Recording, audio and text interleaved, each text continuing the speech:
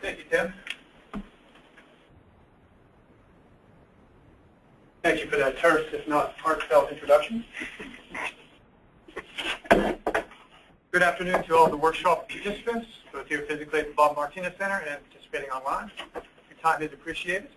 I'd also like to extend thanks to the panel that we have assembled here. Andy, Tim, Hillary, Doug, and Calvin, thank you. Your assistance is appreciated.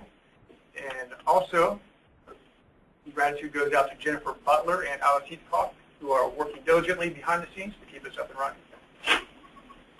As Tim mentioned, my name is John Humphreys.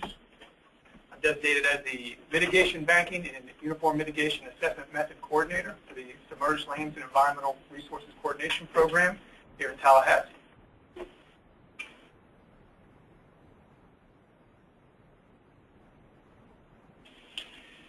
Here's a rough agenda of what I hope to cover today. I think I'm going to have more than ample enough time to do so. As many of you may have noticed, the department has yet to offer any specific rule proposal or any specific rule amendments at this point. I assure you that is by design and not oversight. Our goal here was to get everyone, or afford everyone, the opportunity to get in on the ground floor and provide input prior to the department putting anything to paper. So along those lines, what I'm going to do today primarily is review some of the goals, challenges, and general direction that the department has identified and intends to pursue. That will give you some context to provide your comments and suggestions as we move forward. Prior to getting into the heart of the presentation, I will quickly review the protocols for submitting comments and participating in the workshop today. Here are the basic controls that you see on your webinar screen. The two most important things to note is the hand icon, indicated with the top arrow there. If at any point you want to verbally comment on a teleconference line, you will need to first click that hand. That will let the monitors know that you wish to participate verbally. And when the time is appropriate, they will unmute the line to allow you to speak. Also at the bottom of the diagram there, the last arrow, you notice there's a text box there where you can type in questions or comments. You can type or text comments at any time during the presentation, but as Tim already mentioned, we won't be addressing them until the presentation is complete. The idea there is hopefully as the presentation proceeds, you'll have some context in which to frame your questions.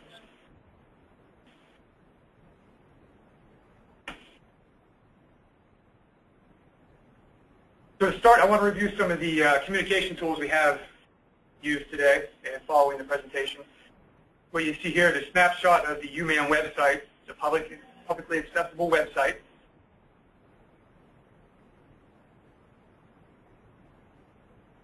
At any time during the presentation or following the presentation, and at any time during the rule development process, you can access this site, provide comments, suggestions. At any point you get lost in one of these other areas of the SLRP program, you can click on the rule development button to return to the UMAM rule development page. Center of the page, you notice there's several different links. First link is titled the UMAM survey. You click the UMAM survey, it opens up a survey from the survey gizmo format and has several boxes in which you can enter information. All of the boxes are purely optional.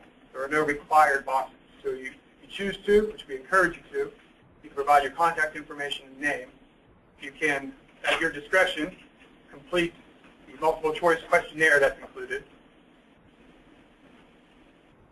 And then towards the bottom of the survey, around question 9, is a question specific to the UMAM rulemaking process.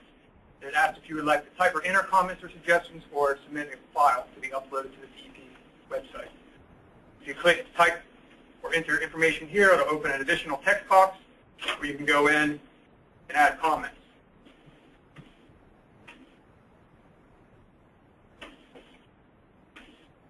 If you'd rather submit a file, something you already have on a Word document or Excel sheet, you can click the Submit a File radio button.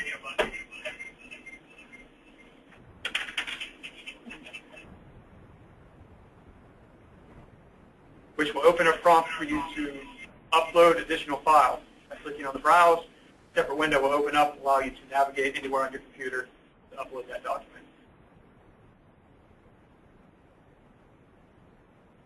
Once you've uploaded everything that you care to, provided any additional comments, you can click Submit, and that'll upload and transfer everything to DEP's computer system, which we typically download on at least a weekly basis. You also notice on the UMAM rule development page, there's a button that says UMAM Schedule.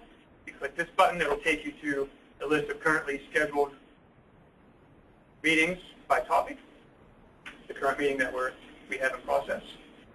Also give you the agenda information and the link to actually register to participate. There's also an email link that you can click here at umam_rule@dep.state.fl.us. This will direct any email correspondence that you'd like to provide to me. It's just a way of keeping all of the rule development materials in one email account as opposed to you sending them to me directly using the John Humphreys at DEP email account. As documents are provided, as we proceed in the rule development process, we will copy all relevant documents, all given documents to this page as well so you can review them. Currently, there are meeting notes from a work group meeting that was held on May 22nd. I'll be discussing the work groups a little bit later in the presentation. But at this point, you can access the notes, see the attendees, what was discussed, possible outcomes. You can all access the notice of rulemaking that was submitted May 3rd. You can review the narrative comments that have been provided to date from the UMAM survey or via email to me directly.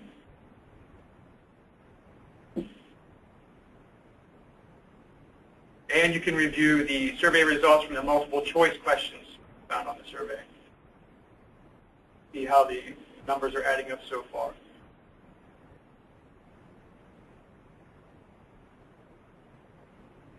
Once again, we won't be accessing information that's submitted to the website during the presentation. We'll do that later in the week. This tool is here for you to use at your leisure. Well, I thought I would start out today by making a metaphorical distinction. I know the majority of folks participating in this workshop have also been actively participating in the statewide ERP rulemaking process.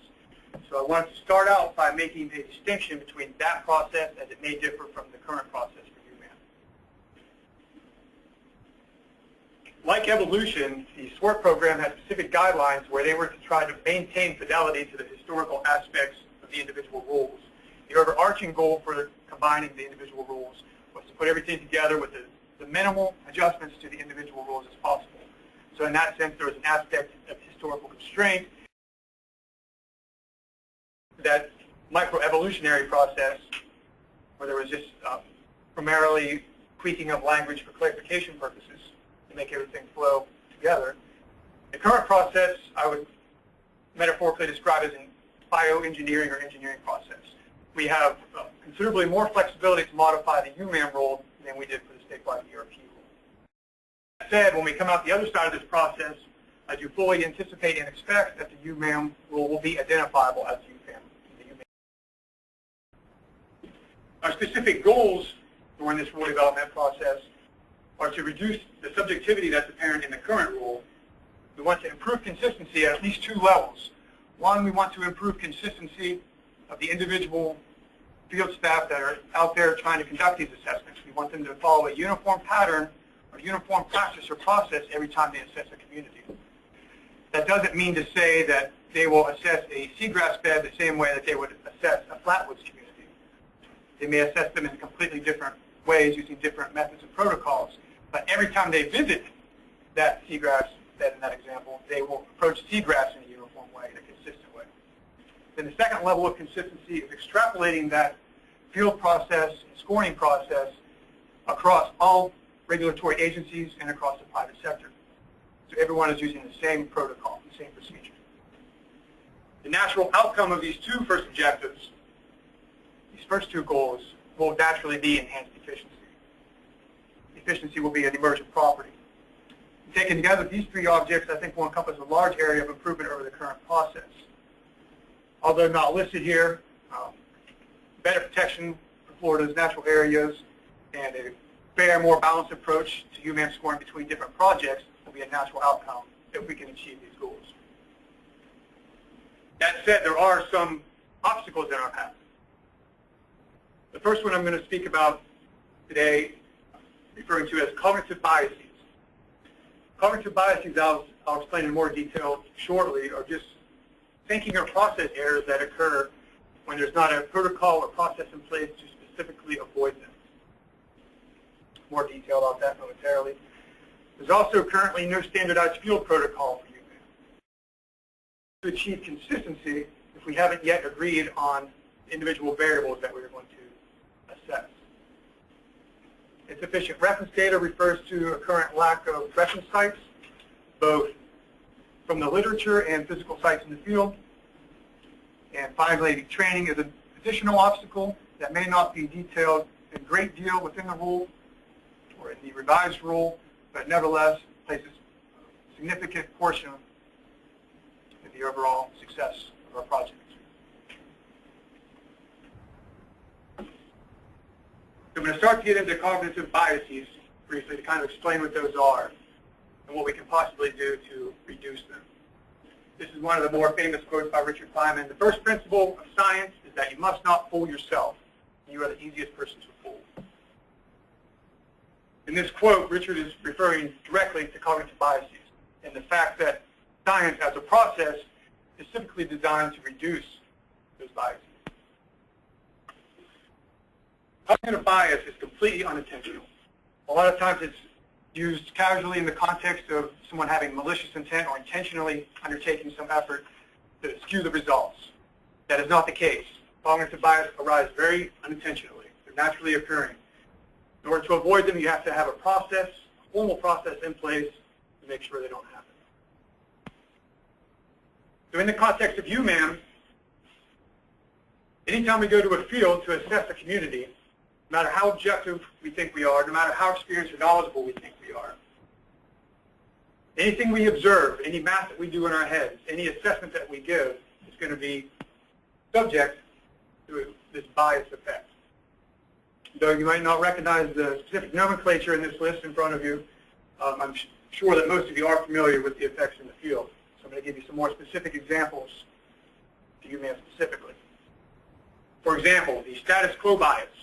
This is a tendency for an individual performing a field assessment or conducting scoring to match their methods or score ranges to be consistent with other members of the organization. So in this instance, someone in the field may, based on their experience, their knowledge, tend to score something low, for example, but because other folks in their office or organization tend to score it higher, they're going to artificially raise the score they think it should be. The availability heuristic is the tendency to score what you're looking at in the field relative to what you've seen recently.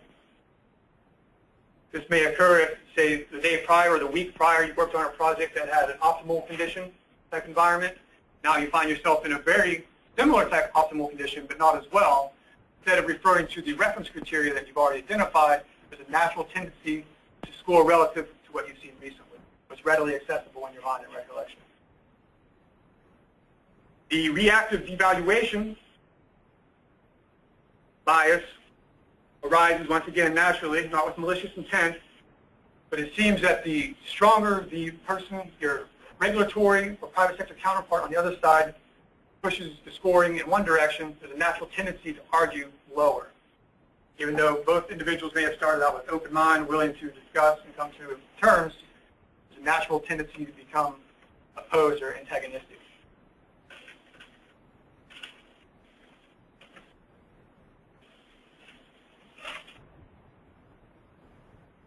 Confirmation bias, considering only those ecological attributes that support your findings or score. We all learned in high school how the scientific method is generally supposed to proceed, and in science it doesn't proceed by finding support for your hypothesis, it proceeds by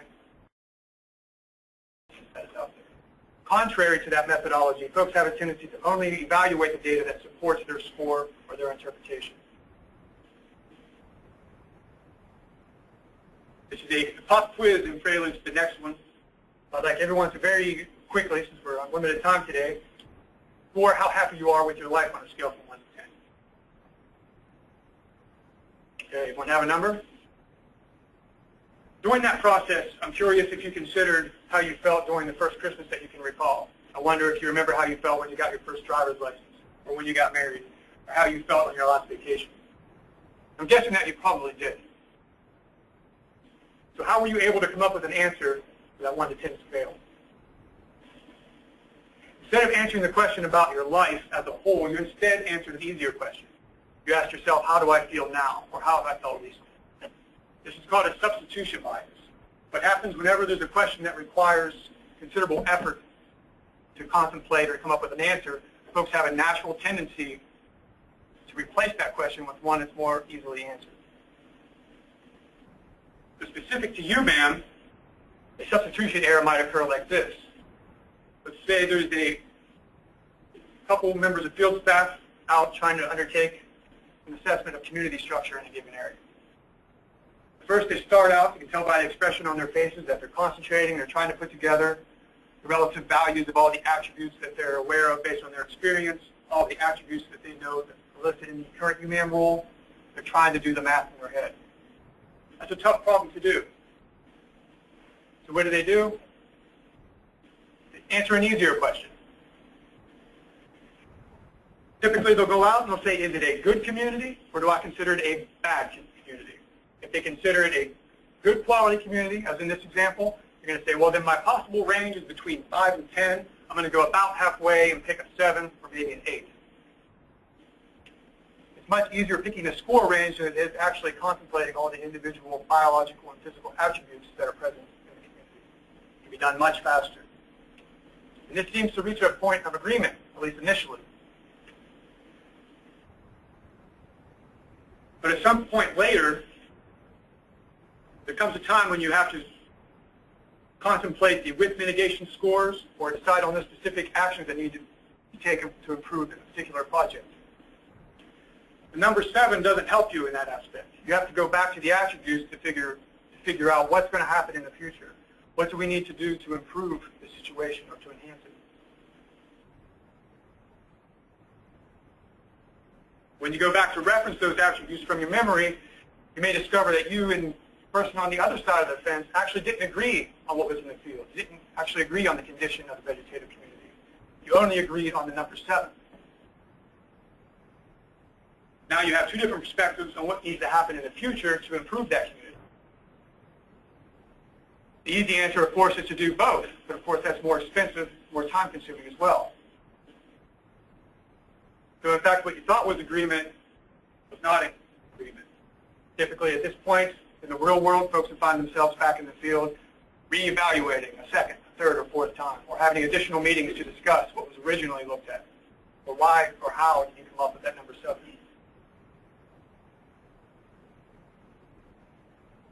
So at this point, you might be asking yourself 2 questions, or making 2 observations. One, you're probably saying that comic graphic was pretty neat.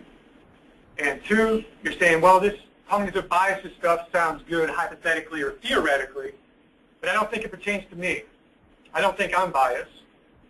Moreover, I don't think this is the issue. I think the issue with UMAM is the scoring range is too large. We should score everything on a scale from 1 to 3 as opposed to a 1 to 10. Or maybe it's the preservation adjustment factor. At any rate, you doubt the idea that it's cognitive biases. So continuing with our science theme, let's develop a hypothesis and test that assumption. Let's say, hypothetically, we had an experiment in which we submitted a scoring exercise to members of this work group. The experiment protocols will include a basic description of a project. It will include an overview of the situation that's at hand, and we'll ask you to come up with a score based on your experience using the current UMAM rule. Let's say we distributed that, call it a survey, to everyone attending. When we analyze the results, once they're submitted, we have a couple different outcomes. If there's no bias, and I'm wrong about the cognitive biases issue, I would anticipate one of 2 outcomes. One, either everyone will submit a score that relatively matches up, that comes close, maybe within 1 or 2, possibly 3 points of each other. Or maybe there's something wrong with the question, or not enough information was provided to answer the question adequately. Or maybe this experience is different, or everyone interprets the rule different. But in any of those circumstances, there shouldn't be any pattern back in the results. It should be random. Everyone should be across the board. Some scoring high, some scoring low, all to varying degrees. However, if there's a bias buried into that experiment protocol, that bias should push all the survey takers to a particular score. So when we get the results back, we should see that there's clusters or possible correct answers, but they're divergent on the scale. Maybe one scoring low, one scoring high. But all the votes are distributed evenly between those two categories. So last week I sent out a 2-question UMAM survey to everyone currently registered at that time for this workshop. Everyone received the information that you see on the screen in front of you. It had a basic site and project information description that explains the image that was also provided, the aerial, which has a polygon that's designated as a wetland, shows some surrounding landscape features. Everyone was also given this brief situation in which it was explained that staff from Tallahassee Submerged Lands Environmental Resource Coordination Section were conducting a training exercise. And they went out and physically inspected the site and tried to score it using UMAM. As opposed to using the 1 to 10 scale from the UMAM rule, though, they instead scored it on a scale from 0 to 100%, where a 10% is equivalent to a 1, and a 100% is equivalent to a UMAM 10. I was rather surprised at the number of responses I got. I got 196 folks to actually take the survey. The questions that were asked on the survey were twofold. First, it asked the survey taker if they agree with the average score of the SLRC staff members who actually performed this assessment in the field. Overwhelmingly, no. Survey takers did not agree with SLRC's efforts. And then everyone was asked, well, what would you score it? Based on this information, what score would you put for location and landscape support in the current condition? I'll give the results on the next slide. But I should also mention that there were actually 2 different versions of question number 1. In one version of the test, received by half of the respondents, they were told that SLRC staff average score for that particular attribute was only 11.2%. Basically, it actually had in parentheses a UMAM score of 1. The other 50% of the test takers were told that the staff in Tallahassee scored it a UMAM 10, or a 97.78% functionality. So hypothetically, if this person was answering question 2 critically and objectively without bias, they provide the score that they think is appropriate based on their experience using UMAM. Of course, the other option is that they would base their score on what they were told Tallahassee staff had scored. Here are the results. First, let me review what the null hypothesis would be. If there's no bias, we would expect this means that most of the scores are around 1 center value. On this particular image, it's around 50%, but the actual results would not have to be at 50%. They would be whatever would be the most appropriate score. On the other hand, if there's something wrong with the question, so there's not enough information to answer, or everyone's using varied methods, you wouldn't expect to see any pattern. It'd be more or less random, up and down across the board. The actual results look like this. Digest that for a second. That's 4 points, 4 UMAM points of difference. The median score for the test respondents answering the question that said that Tallahassee staff gave it a 1, they almost unanimously said that score was too low, then they added 2 points for a median score of 30, or a 3 on a UMAM scale. The folks that received the test, the survey, that said Tallahassee staff scored it a 10, they said that's too high, and they deducted a couple points. So the median score was 70. Just for reference, the mean score, the average score for the low end was 31.3. So the mean and the median line up pretty tightly. That means that's what you would expect, a normal distribution on the lower end. On the upper end, it was 69 for the mean score, compared to the 70 for the median. So once again, these are 2 almost perfect normal distributions. This means of the 196 survey takers, they were evenly split with a difference of 4 points. Difference of 4 points has significant implications for protection of resources in Florida, and it has significant implications for project-specific actions. So that's what a cognitive bias is. When does it occur? It occurs whenever an individual attempts to analyze information or make a decision in the absence of a formalized method, process, or algorithm. The inferences drawn may be influenced by the environment, social setting, or subjective experience. So there has to be a process in place that specifically aims to reduce bias. It's naturally occurring. It's going to happen. You have to have a mechanism to fight it and counter it. But isn't the current UMAM rule a formalized method? Let's investigate that proposition. If you look up 62.345.500 you'll note that it says any whole number score between 0 and 10 may be used. That is the best fit to a single or combination of descriptions. Think about that for a second. Then bump down to the next paragraph. The score is based on reasonable scientific judgment and characterized by a predominance of the following as applicable. And it goes on to list the individual attributes. 8 of them for location and landscape support, 12 for wetland environment, water environment, 10 for community structure, and 7 for bending.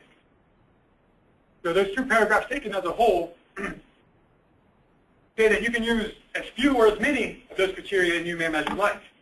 If you don't happen to like any of them, you can provide your own. Presumably at some point, your regulatory or private sector counterpart is going to ask how you decided to include those attributes, but you still have the freedom and flexibility to add them.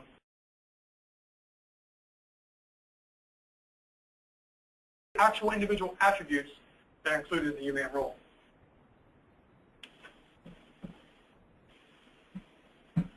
Here I pulled out 10 from both the, for location, landscape support, water environment, and community structure.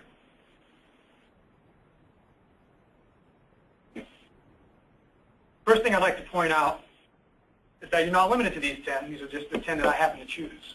Like we saw on the previous slide, you can choose as few or as many as you like. The underlying terms.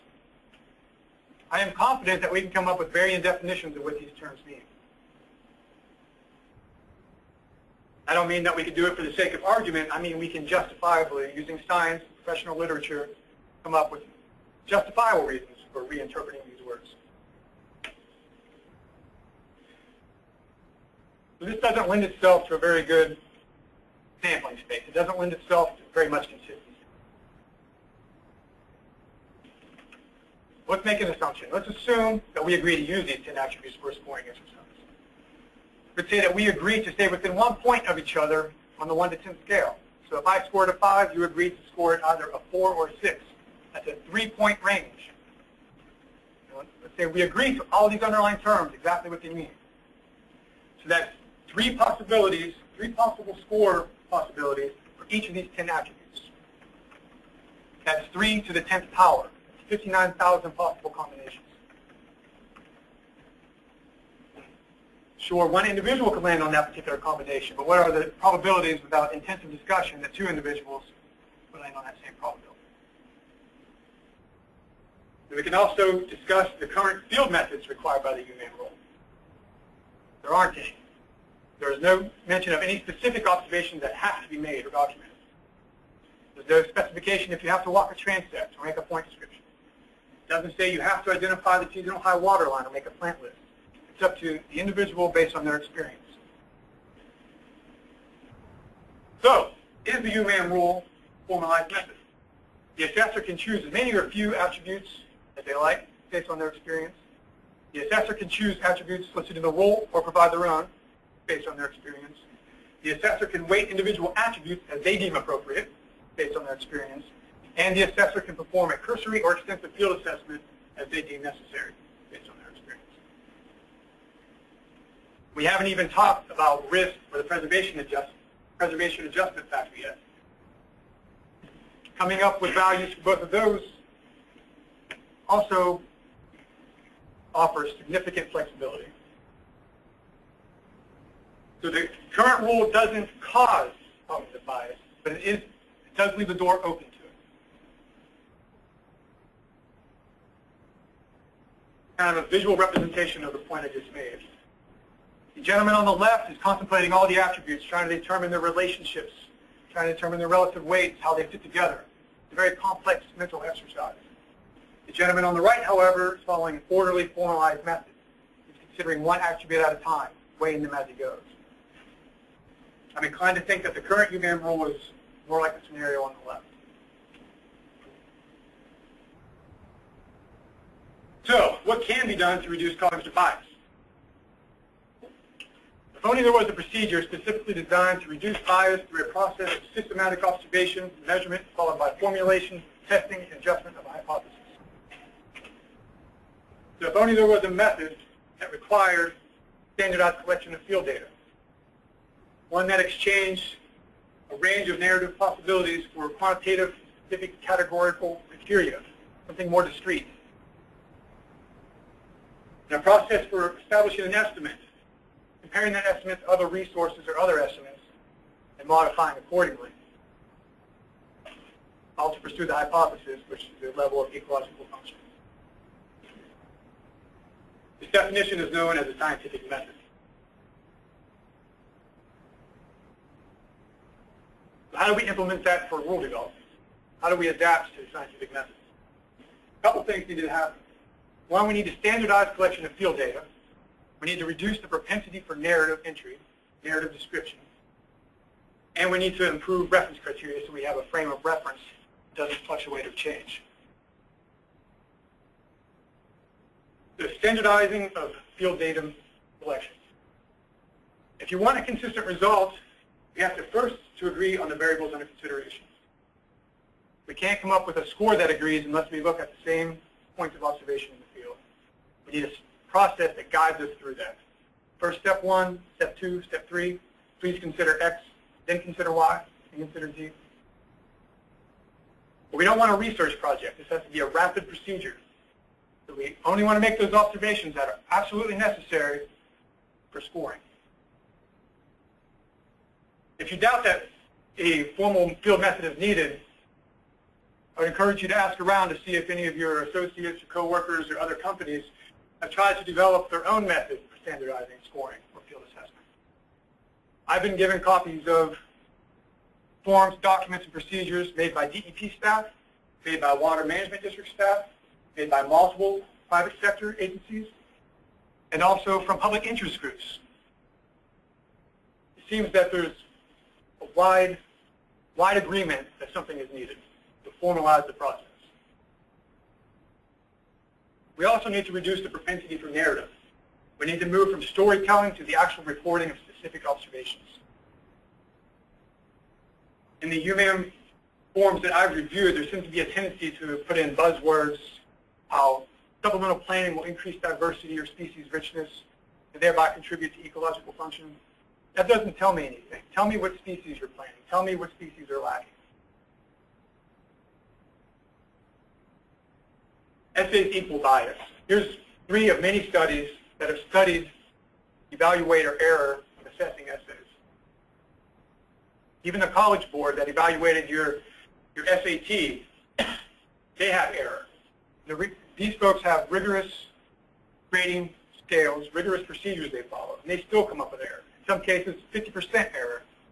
I don't see how field biologists are going to be able to reduce that error or do any better. We need to move from an essay test to a multiple choice test. I'm going to give an example of that now. This is just an example. This is not a specific recommendation that the department's pushing to be included in the rule, just kind of the concept. These 4 attributes is what's currently in the UMAM rule as relating to invasive and exotic species under community structure.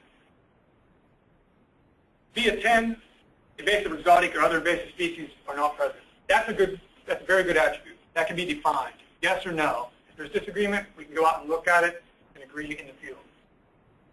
But from there, it sort of goes downhill, becomes a little more vague. Invasive, exotic, or other invasive plant species are present, but cover is minimal. What does cover is minimal mean to you? Is it 10%? 25%? Is it 1 species? 2 species? 3 species? Is it in an isolated portion of the assessment area? Is it over the entire assessment area? Is it extrapolating that small portion of the assessment area to the much larger area to come up with an average? I've had some people tell me that anytime the word minimal or moderate is mentioned in the UMAM rule, it refers to specific functional ranges. For example, a 10 is a 100% function. A minimal is below 40% function. That would mean that this particular attribute would mean that minimal cover is 40% coverage potentially. I would consider 40% coverage more than minimal. But that's me. So if we take those categories and we make them, or those attributes and make them more specific, we give them a categorical range. We could ask questions like, is there invasive species present? No. Yes. 1, 2, 3, 4, 5. Very specific. If there's disagreement, not about my opinion and your opinion, we can both walk out in the field and have a look. What's the total distribution? Is it less than 5%, 25%? Those ranges, I think, are broad enough to where it wouldn't require the establishment of quadrats or any real rigorous field method. Those are broad enough that you could do it with a qualitative walkthrough type assessment. So once again, if there's disagreement, we always have the option of looking more closely. What are those invasives classified as? Category 1, Category 2 invasives? What's the stem density?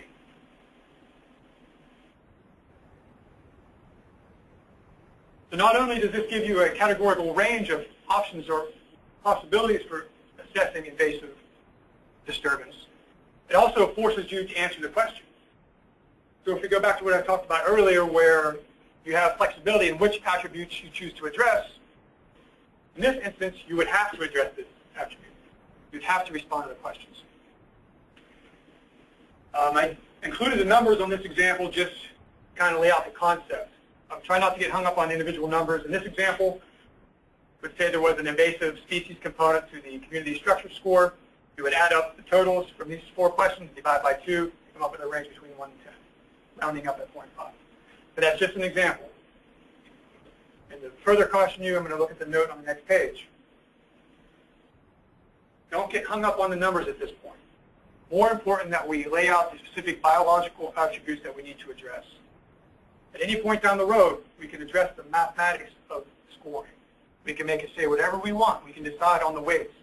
But at this point, we have to first decide what's important. What do we need to look at? What biological, physiological characteristics do we need to lay our eyes on in the field, or from the desktop using GIS technology, or from professional literature? Once we have that list, then we can sit down again as a group and say, we've decided on this list of important aspects. What do you think they should be worth? Just some other random examples. So the first one refers to a reference community. And each of these questions doesn't have to have a range of possibilities. They could be simple yes-no questions. But it forces the person doing the assessment to address that particular issue. You could use a similar scenario for protective buffers, protective uplands, as they contribute to the wetlands or surface waters. You do it for seagrass.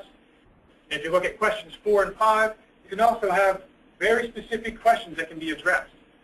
For example, if it's a benthic or submerged community, you can have a whole set of questions that direct the assessor to those particular aspects deemed significant.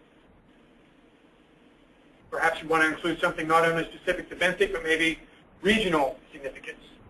You can have a set of questions that address that. So there's still a lot of flexibility here, but it just causes the person undertaking the assessment to address these issues and agree to a specific range.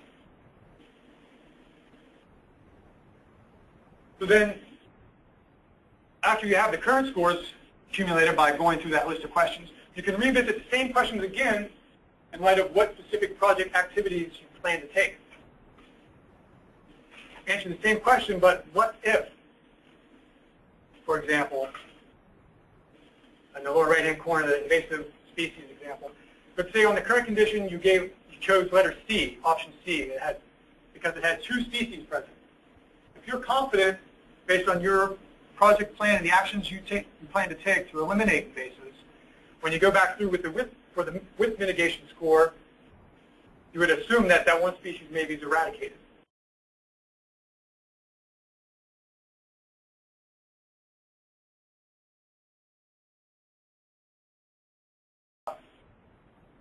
It would also work in the opposite direction for loss function.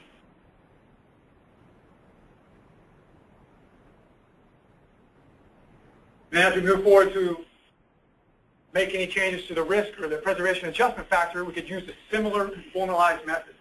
Instead of leaving it up to an individual's opinion, professional opinion, have a specific list of criteria, a worksheet that they have to go through to come up with that value.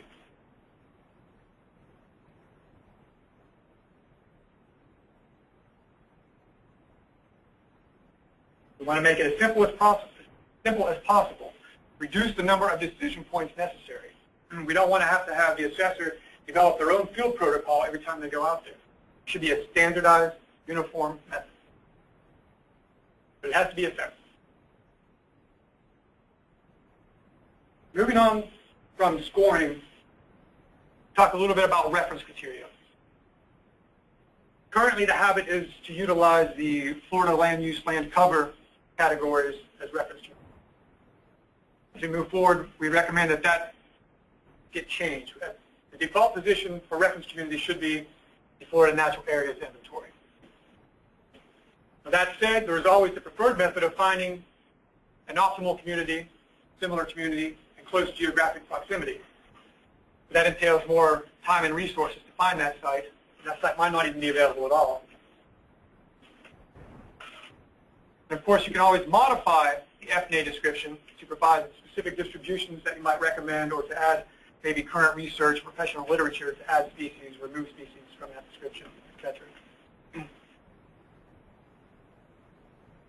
To help in this enterprise, the department has 3 goals to be initiated, all 3 to be initiated within the next year. The first is to actually establish physical reference sites in the field. The tentative plan is to go out, find those sites that were originally used for the wetland delineation manual, update them, update the wetland boundaries, and then perform a UMAM assessment in those areas as well. The idea is those locations would be utilized for training and calibration exercises on a regular basis.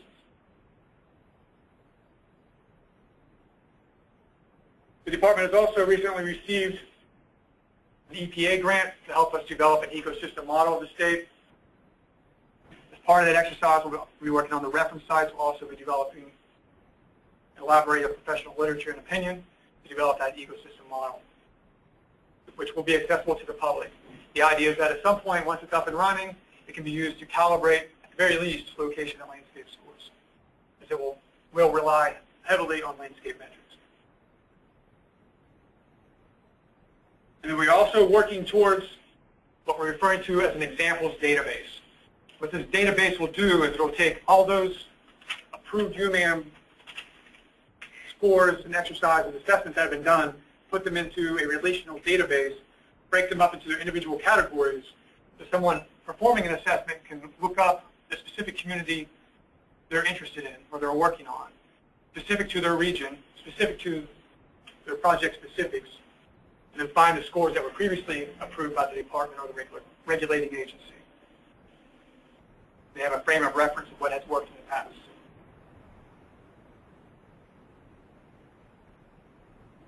Now I'm going to talk a little bit about what steps we're going to take moving forward with the rule development process itself. Firstly, we have currently established 3 different work groups to focus on some of the more technical aspects of the UMAM rule. First one that was established, referred to as the Coastal Benthic Work Group, is being headed up by Mr. Don Dice as the coordinator. We've had 1 formal in-person meeting at this point. They are focusing on benthic habitats, seagrass and hard bottom habitats specifically. We have also established a group to look at location and landscape support scoring, being headed by Brad Cornell from the Audubon, Florida. Then we have a group focused towards assessment of the current preservation adjustment factor. That group is headed by Jonathan Napier of Jacksonville area. In the next few days, this presentation will be put up online so you can go back and reference this information. We're going to talk real briefly about the coastal work group, since I've been mostly involved with them recently. What the work group decided to do was to meet in person and then draw on their collective experience and knowledge to put together a list of attributes deemed deemed important for assessing seagrass and hard bottom communities. I realize you can't read this graphic. It's just to point out that that's the main section of the image, is a list of different attributes. Then following, agreed to some consensus on that list of attributes, they were going back in after the fact, after the meeting had concluded, and assessing whether or not it is indeed a good indicator of habitat functionality, community functionality, and if it is an attribute that is capable of being assessed quickly. In this instance, we decided to define quickly as less than 30 minutes. So they're in a process of coming to some agreement on which attributes should be included in the rule. The next step will be to take those attributes that are selected and break them into subcategories, similar to the ranges that I gave in my example previously.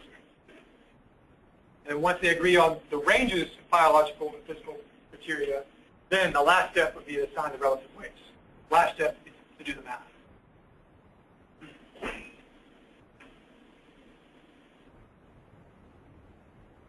We are currently in a pre-draft phase. We refer to it as the conceptual development phase. During this phase, the department is taking recommendations from the public, the work groups that I mentioned, and the regulatory community.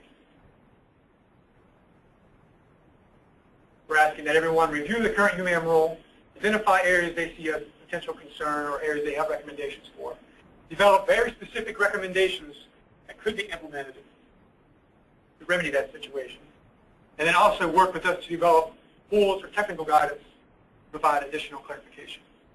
By tools, it could mean worksheets, formal written out procedures, step-by-step process, whatever that particular party deems necessary to help.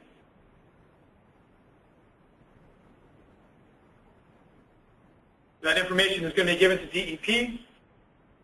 We're going to take it in. Probably going to wait a minimum of 30 days before we start undertaking phase 2, which is actually going to be to put pen to paper, start drafting the rule. Prior to initiating phase 2, everyone will be notified at least 21 days in advance prior to the closing of the conceptual phase. DEP is going to compile all the recommendations and suggestions. Going to ensure that it complies with all legal requirements and procedures. They're going to contemplate the effects to existing projects, make sure everything fits together with what's already out there, and they're going to ensure compatibility with everything else in the ERP. Once we have a working draft, it'll be made publicly available, and we'll initiate phase 3, which is going to be a comment period, in which DEP receives amendments specific to the proposal, modifies as necessary and accordingly, resubmits that revised document for public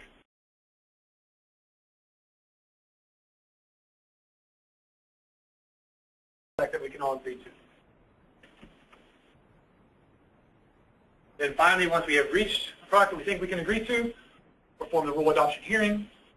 We'll ensure that training specific to the revised rule is conducted soon thereafter. Provide additional guidance and interpretation as needed, and we'll be here to provide technical assistance in the event there's some disagreement or confusion over anything that's put forward.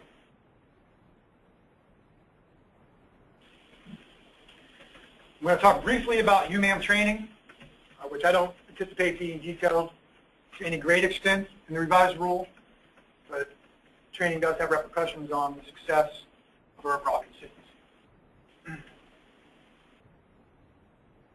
So we've kind of taken what I refer to as a systems approach to evaluating what we need to do with training.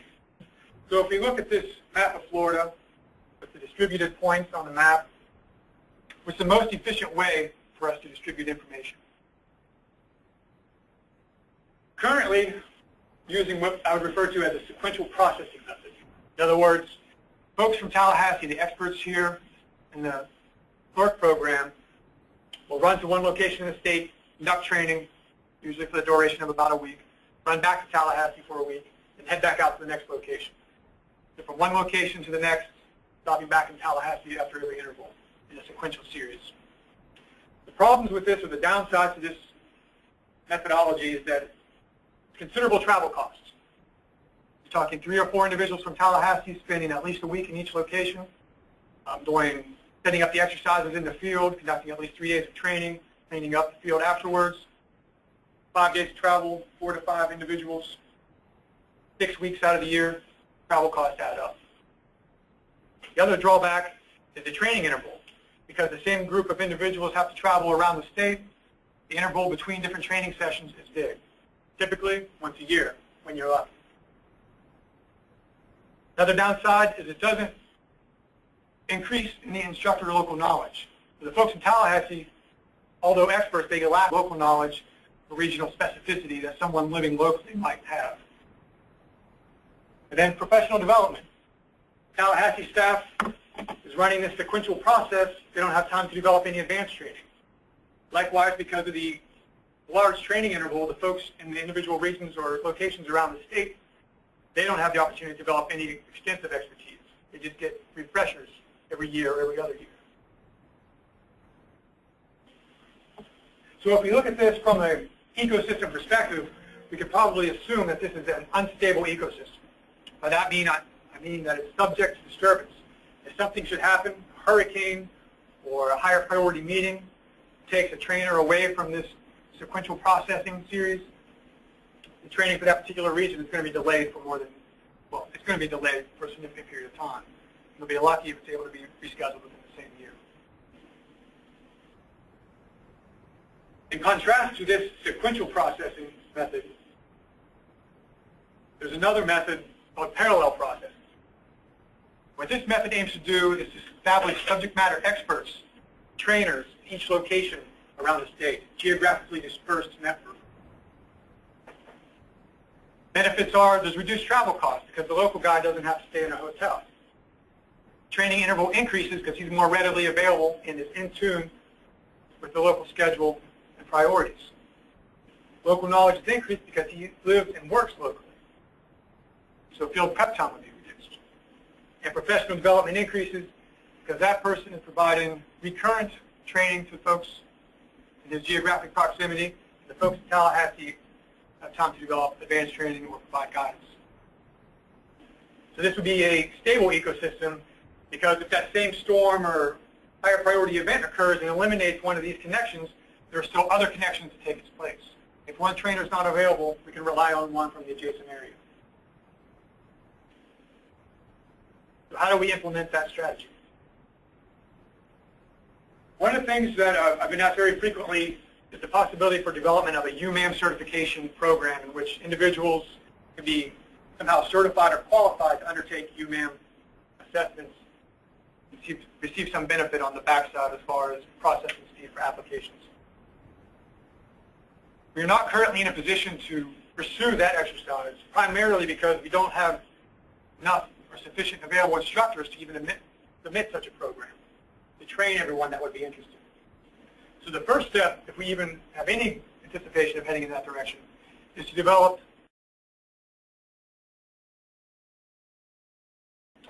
So the first thing we need to do is identify those potential instructors. We need to train them, make sure they're calibrated to the experts here in Tallahassee, and then give them some sort of documentation or certification. And we want to ensure that not only are they qualified because they have the botanical or soil skills to implement the field, but they also know how to deliver that material, deliver it in a consistent and uniform way. Part of this process, we could invite them to help with establishment of the UMAM reference sites mentioned earlier. That would help us gain some calibration from the get-go.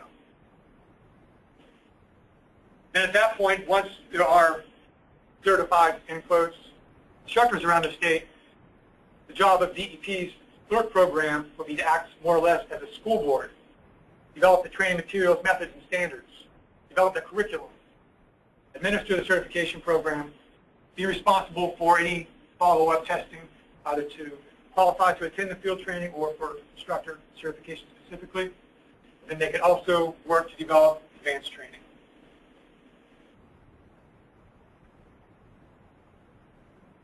So I think we're ready to open the floor, open the mic. Once again, if you would like to comment via the teleconference, you will need to raise your hand. If you'd like to provide a textual typed comment, you can use the box at the bottom of the screen.